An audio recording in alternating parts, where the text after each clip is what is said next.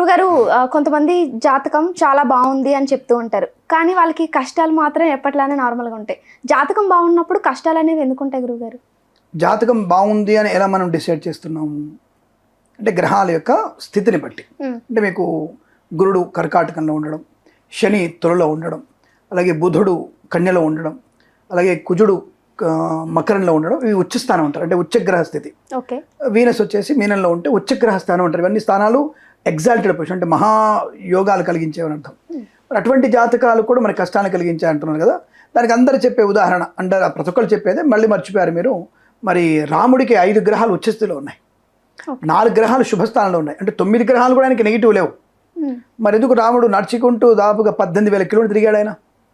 18,000 కిలోమీటర్లు నడుచుకుంటూ తిరిగాడు ఆయన.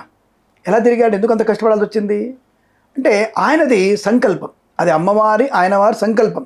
మానవుడిగా దానవుడిని నాశనం చేసేది, రైట్ ఒకటే. అది వేరు, నేను ఆ స్టోరీకి వెళ్ళట్లా. అంటే ఉచ్చస్థితిలో ఉన్నటువంటి కష్టపడే రూలం లేదుగా. కానీ తగినటువంటి పూర్వజన్మ పుణ్యఫలం ఏది మనకి? నువ్వు ఏం పుణ్యం చేసావని ఈ జన్మలో నీకు మంచి జాతకం ఏర్పడింది. మరి గత జన్మ పాప ఫలితం, దాన్ని భాగ్యస్థానం అంటారు.